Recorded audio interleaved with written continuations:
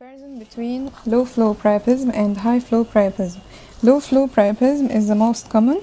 Penis is full erected, sludging of blood within, painful due to tissue ischemia and smooth muscle hypoxia compartment syndrome with blood gases from corpora and acidosis, while the high-flow priapism is less common, penile, perineal or pelvic trauma, uncontrolled arterial flow indirectly into the penile sinusoidal spaces. Usually penis is not full erect and painless, oftenly prolonged history, normal local blood gases. Causes, medications. Only rare case reports of sildenafil have been associated with priapism. Some patients may use injectable medications to induce erection. In these patients, excessive use may produce priapism. Many psychotropic medications such as chlorpromazine, trazodone, quetiapine, and thyroidazine have been associated with priapism. The newer agents are not immune to these complications. Rebound hypercoagulable states with anticoagulants such as heparin, warfarin has been associated. Cocaine, marijuana, and ethanol abuse, sickle cell disease and thalassemia, leukemia, multiple myeloma, trauma, pelvic, genital, or perianal, neoplastic, may be primary and metastatic. Rarely cases of idiopathic priapism have been also reported. Then we have the treatment. For ischemic priapism, therapeutic aspiration with or without irrigation under strict aseptic precautions as blood is good culture for infection. Aspiration of 20 ml per 10 minutes for 5 times, maximum 100 ml. Intracavernous injection of sympathomimetics such as ephedrine. Monitoring of pulse and blood pressure to avoid side effects of sympathomimetics. Systemic treatment of underlying disease such as sickle cell diseases plus intracavernous treatment for patients with underlying disorders of hematological pathology, gonadotropin releasing hormone agonists and anti-androgens, intracavernosal self-injection of phenylephrine, and finally surgical shunts including distal shunts, the cavernospinous spongious shunt and cavernosaphenous shunt. Non-ischemic priapism. Treatment is observation as initial management technique, arterial embolization using autologous clot and absorbable gels, surgery performed with intraoperative color duplex ultrasound. Then we have inguinoscrotal swellings, testis-related, epididymis-related, spermic cord related, tunica vaginalis related, skin-related, and others. Testis-related are orchitis, torsion tumor, epididymis, epididymitis, and spermatocele tumor. Spermatic cord related are varicocele and hydrocele. Tunica vaginalis related are hydrocele, hematocele, and chylocele tumor. Skin related, sebaceous cyst, angioedema, and tumor. Others are hernia. Spermatocele is a cyst which arises from the epididymal head. It represents by painless scrotal swelling above the testis with a characteristic figure of 8. It's usually small but may be large and looks like a third testis. It may contain spermatozoa. Acute epididymoorchitis etiology causative organisms are uropathogens, E. coli, Proteus, Pseudomonas, STDs, pathogens, gonococci, chlamydia, mycoplasma, pyogenic organisms such as Staph and Staph, route of infection, ascending infection from lower urogenital infection, urethritis, prostatitis, cystitis, via the lumen of the vase. This may occur after straining or after instrumentation. Hematogenous spread from septic foci. Pathology. Inflammatory reaction usually starts as the coda epididymis if the spread is along the vase, or less commonly in the caput if spread is hematogenous. In either cases, inflammation soon spreads to affect the whole epididymis, which will be the seat of catarrhal or suppurative inflammation. Secondary small hydrocele is present. Untreated cases may develop biocele, leading to testicular atrophy. Epididymal obstruction may occur due to post-inflammatory fibrosis. Clinical picture, symptoms, urinary symptoms related to the cause, constitutional symptoms, fever, acute scrotal pain, signs, scrotal skin is red and edematous, epididymis and testes are enlarged and tender, secondary hydrocele may be present. Treatment, scrotal support to elevate the scrotum and reduce pain, antibiotics for 2 weeks according to the urine culture and sensitivity, analgesics and urinary antiseptics, incision and drainage if biocele develops. Hydrocele consists of a collection of clear serous fluid in the tunica or processus vaginalis. It can be congenital such as vaginal hydrocele, infantile hydrocele, congenital hydrocele, and incested hydrocele of the cord, or acquired primary hydrocele or secondary hydrocele, acute or chronic. Pathogenesis, defective absorption of tunical fluid, this is the most common. Excessive production of fluid within the sac, secondary. Interference with lymphatic drainage, and finally direct connection with peritoneal cavity. This is a congenital. Diagnosis: rounded cystic non-tender scrotal mass. Trans-elimination is positive. The congenital type is bitter cold communicating hydrocele as it's caused by patent processus vaginalis, where the cystic mass is soft and in the morning and tense at night. Scrotal ultrasound to reveal the condition of the testis and epididymis. Complications are hernia of the hydrocele sac, hematocele, usually post-traumatic, and infertility is rarely caused by hydrocele, but it may occur due to impaired testicular thermoregulation, compression of testicular vessels. Large hydrocele may mechanically interfere with the coitus. Treatment not usually required unless hydrocele is secondary, very tense, or mechanical or cosmetic reasons. Primary hydrocele, congenital hydrocele, requires high ligation of the patent processus vaginalis at the internal inguinal ring with the excision of distal sac. In adults, hydrocele sac is simply opened and merely stitched to collapse the wall. Lord's operation or subtotal excision is done with tunical eversion. Secondary hydrocele, medical treatment for epididymo-orchitis or orchidectomy for malignant tumors. Then we have andrology-related disorders. Prostatitis, it's inflammation of the prostatic gland, which is commonly associated with concomitant affection of seminal vesicles when condition is referred to as prostatovesiculitis. Acute prostatitis, causative organism, neuropathogens, E. coli, Pseudomonas proteus, STDs pathogens, gonococci, chlamydia, others, tract and staph. Mode of infection, direct from prostatic urethra, blood, septic focus, lymphatic from rectum or bladder. Symptoms, constitutional symptoms فاهم, pelvic pain, perineal, suprapubic, rectal or low back pain. Severe urinary symptoms, frequency, dysuria up to retention. Signs, PR examination showing swollen, markedly tender prostate. Complications, chronicity, spread of infection, prostatic abscess, retention of urine. Treatment, general bed rest, analgesics and anti-inflammatory, antibiotics, systemic penicillin, cephalosporin in combination with aminoglycosides. Abscess, transurethral or transperineal drainage. Urine retention, suprapubic cystosis. Chronic prostatitis, causative organism, E. coli, Klebsiella, Pseudomonas, Enterococci, Proteus, Chlamydia, Trachomatis, Uroplasma, staph and strep. Clinical picture, asymptomatic cases are frequent. Urinary symptoms, frequency and dysuria, pain, perineal, suprapubic, urethral, testicular or low back pain, urethral discharge, prostaturia, and morning drop. Sexual symptoms, premature ejaculation, painful ejaculation, and hemospermia if there is associated seminal vesiculitis. Infertility, functional, immunological, or partial obstruction. PR examination reveals enlarged, firm, tender prostate. Investigations, microscopic examination of the expressed prostatic secretion, estimation of the polymorphic nuclear count in the following samples: first urine passed, midstream specimen, EPS or expressed prostatic secretion obtained by prostatic massage, and urine after prostatic massage. In prostatitis, the polymorphic nuclear count is higher in the EPS and or the third sample. Culture of the EPS is done to demonstrate the causative organism to diagnose the type of chronic prostatitis. Chronic prostatitis can be classified by examining the expressed prostatic secretion and by bacteriological localization studies in 3 categories: chronic bacterial prostatitis, chronic non-bacterial prostatitis, prostatosis, and prostadynia. Chronic bacterial prostatitis, symptoms positive, EPS positive, culture and microscopy. Chronic abacterial prostatitis, positive symptoms, positive EPS microscopy and negative EPS culture. Prostatodynia, symptoms positive, EPS microscopy negative, EPS culture negative. Treatment, chronic bacterial prostatitis, antibiotics. The blood prostatic barrier allows only few antibiotics to pass to prostatic tissue, such as erythromycin, cotrimixazole, tetracycline, doxycycline, minocycline, quinolones, ciprofloxacin. Treatment should be continued for 4 to 12 weeks. Prostatic massage, few settings may help in drainage of closed acini and improve gland vascular perfusion. Chronic abacterial prostatitis, NSAIDs and doxycycline. Prostatodynia, reassurance, reassurance, anticholinergic drugs, tranquilizers, and NSAIDs.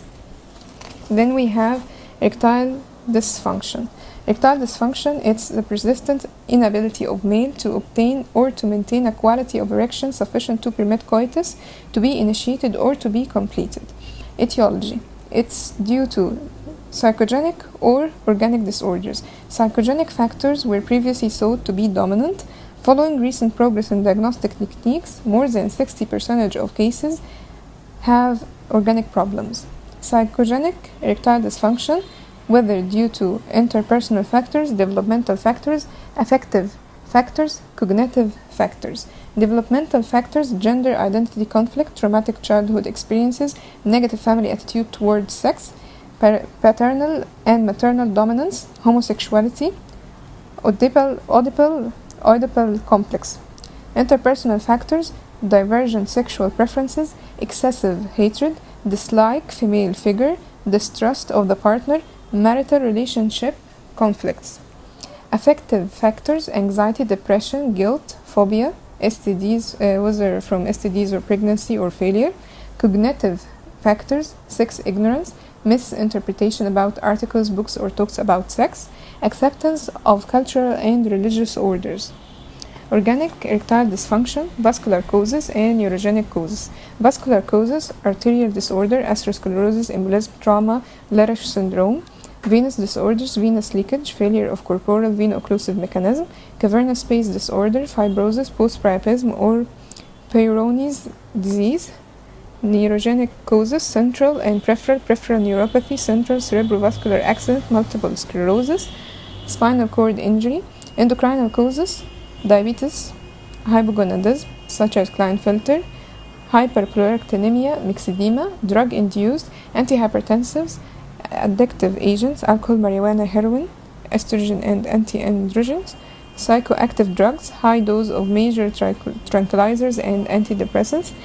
Diagnosis: history taking to differentiate between the organic and the psychogenic to determine the etiology and of both.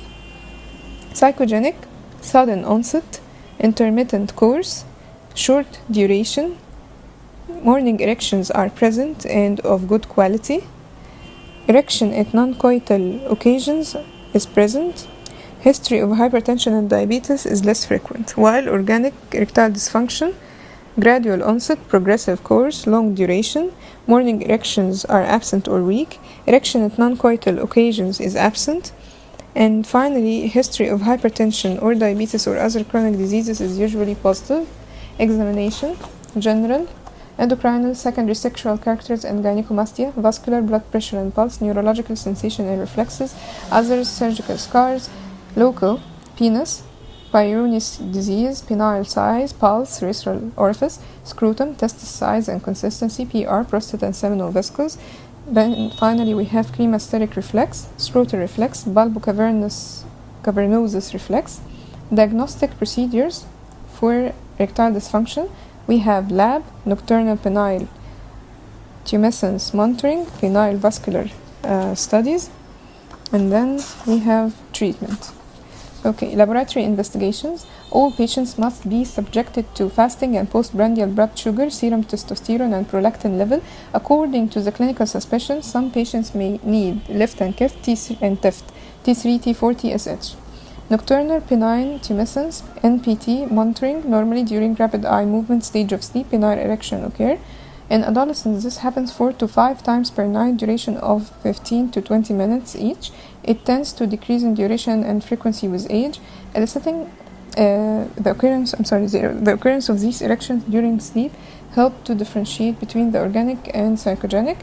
This can be done by using Regiscan. This is the most precise method which detects frequency, degree of rigidity, and duration of nocturnal penile erections. Penile vascular studies: intracavernous injection test, ICI test, screening test for vasogenic erectile dysfunction, normally injection of certain vasodilator agents such as prostaglandin E1, papaverine, phentolamine into the corpora cavernosa leads to full rigid erection. This erection starts within 10 minutes and lasts for more than 30 minutes. Occurrence of this response is good positive test that penile hemodynamics are normal. In arterial problems, delay in the onset of erection occurs. In venous leak, unsustained erection less than 30 minutes. In neurogenic erectile dysfunction, prolonged erection and priapism occur even with the smallest doses of vasoactive agents due to denervation hypersensitivity. Confirmatory tests for penile arteriogenic erectile dysfunction. Evaluation of penile arteries is indicated if no or delayed erection occurs in the ICI test. By duplex ultrasound, this is a method of choice for evaluation of penile arteries to allow measurement of diameter and blood velocity in the cavernosal artery before and after the injection of the vasoactive agents. Normal cavernosal arteries show peak systolic velocity more than 25 cm per minute.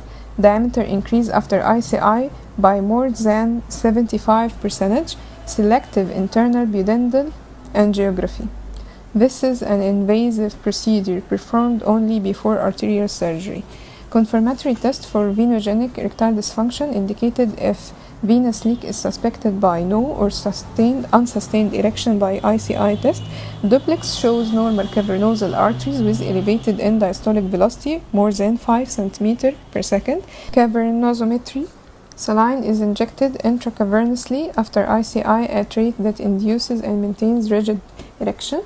And then we can see ICI pressure is 150 millimeter mercury.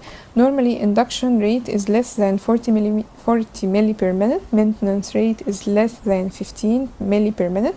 The rate of drop of IC pressure after stopping infusion is less than 40 millimeter mercury in the first half minute. In venous leak, there are higher figures, especially the drop of IC pressure. Cavernosography. If cavernosometry shows venous leak, intracorporeal radiopaque dye is injected and X-ray is done to demonstrate the leaking veins. Neurological evaluation. Biophysiometry. Biophysiometer is a vibration sense measuring apparatus that can be used for screening of sensory deficit. Dorsal nerve somatosensory evoked potential electrical stimulation of the dorsal nerve of penis followed by recording the evoked EEG wave forms over the sacral cord and cerebral cortex helps to diagnose sacral and suprasacral sensory lesions.